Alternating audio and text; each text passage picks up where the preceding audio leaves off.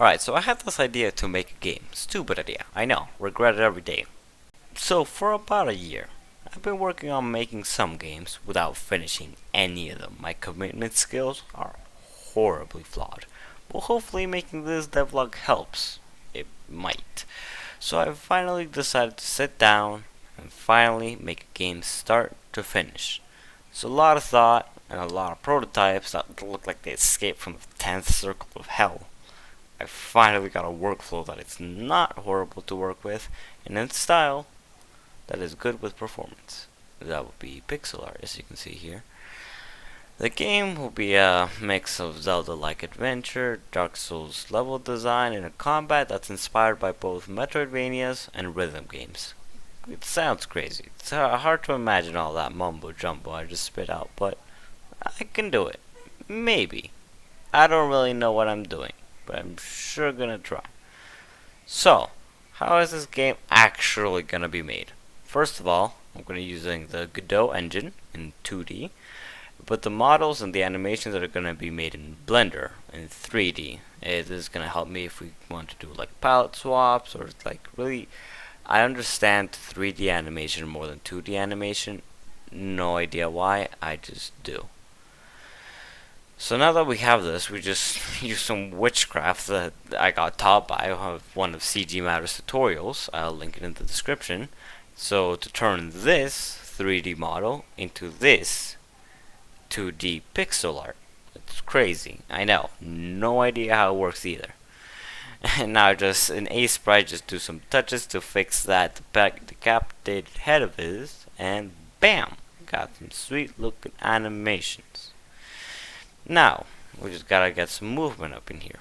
We just gotta get some movement code with the acceleration, and the acceleration is gonna make it feel more realistic, more smooth. And some rotation, every time like he goes through a slope, the character is gonna rotate accordingly. It might look good, I just thought I'd put it in there. And I'm gonna add an attack and a block while we're at there. But now that we're getting to attacks, how is the combat actually gonna work? So the game's gonna be called Slash and Spells, or at least that's how I'm gonna call it for now. And the combat will be focused on the duality. So of the duality of traditional melee combat. So you're slashing, you're stabbing, you're sword fighting. And then magic, the spell side of things. So ranged spells, stun spells, close range spells, amongst other spells. So, like you might have heard me say before, the combat's gonna be quite rhythm based. Imagine this. This is around how I imagine it. So let's say you encounter an enemy, and then the rhythm will be dependent on the type of enemy it is, like fast paced or slow paced enemy. And then the enemy is gonna attack with a beat that was assigned to it. So the player is gonna have to respond with the same beat, like a rhythm game.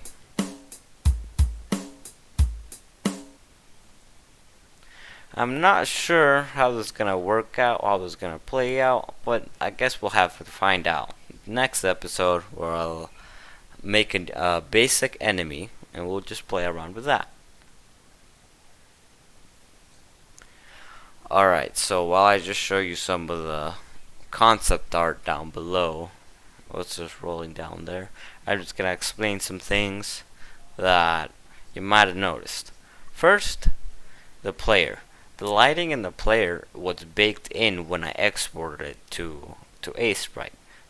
So when I did all the pixel art stuff, which means, if you don't know what that means, it just means that the lighting's always gonna be the same no matter where it is. The lighting is always gonna be on that one side of the character where it should be changing depending on the actual lighting situation. I'll fix that.